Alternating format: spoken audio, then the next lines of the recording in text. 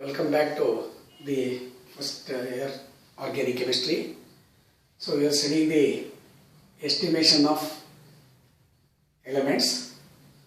Now let us see the estimation of sulfur in the organic compound.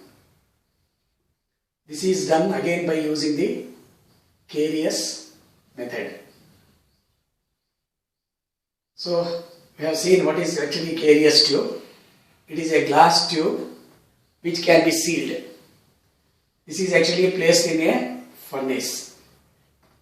But before sealing this Carius tube, we have to place a known mass of organic compound. Known mass of organic compound plus fuming HNO3. Fuming HNO3. Okay, and then we have to heat this.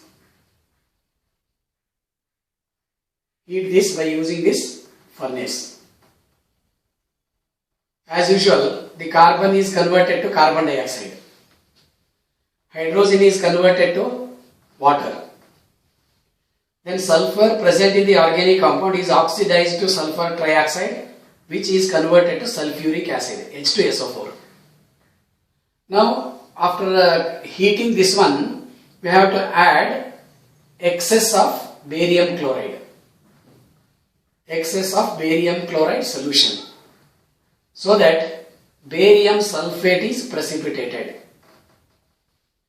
From the mass of the barium sulfate produced and the mass of the organic compound taken, we can calculate the percentage of sulfur in the given organic compound. Now let me write the procedure. A known mass of organic compound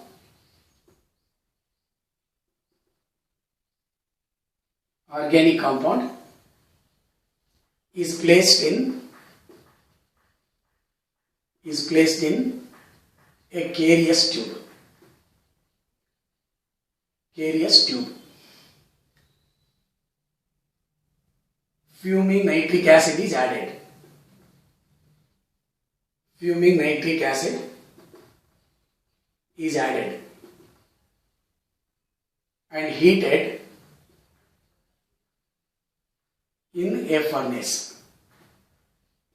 Heated in a furnace. Carbon and hydrogen are oxidized to CO2 and H2O. Sulfur is oxidized to H2SO4. This excess of barium chloride solution is added when precipitate of barium sulfate is formed. The precipitate is washed with water because it is insoluble in water, then dried and weighed.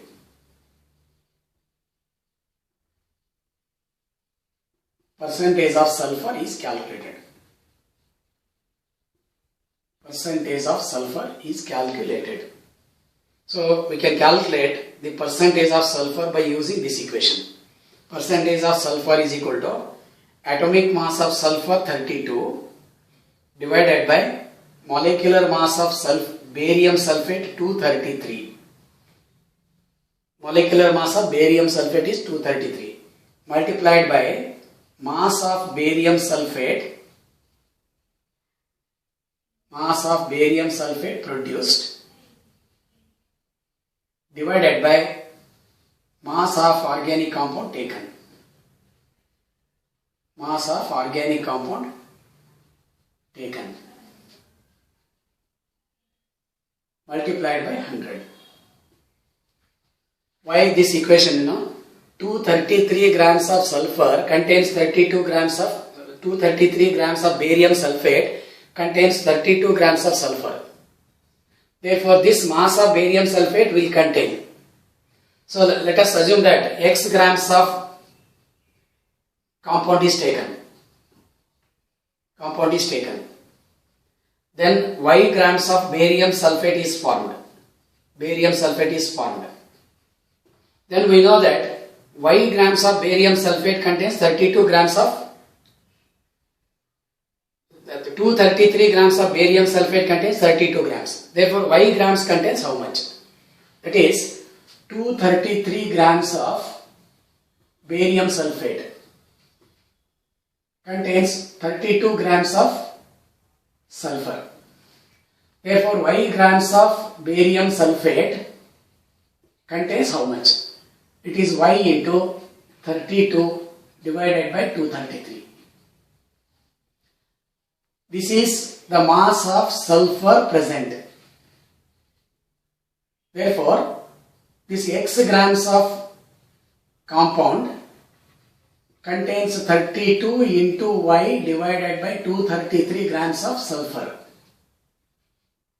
Therefore, 100 grams of compound contains 100 into 32Y divided by 233 into X, where Y is mass of barium sulfate produced, X is mass of organic compound taken.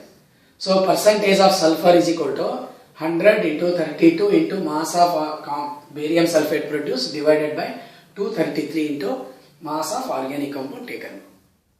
So once all these elements are estimated, using this percentage composition, we can go for the determination of the empirical and molecular formula of the organic compound. So to determine the empirical formula and molecular formula from the percentage compositions, so we shall have the studies in the next video. But you remember, empirical formula is a simple formula that actually indicates this simple ratio of the atoms of different elements present in one molecule of the compound. But molecular formula is actual formula that gives the exact number of atoms of different elements present in one molecule of the organic compound. So we shall have this topic of empirical formula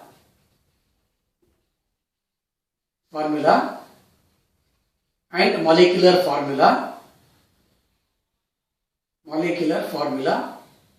in the next video. So empirical formula is the simple formula that indicates a simple ratio among the atoms of different elements present. This molecular formula gives exact number of atoms of different elements present in one molecule of the organic compound. So to give a simple example, empirical formula of hydrogen peroxide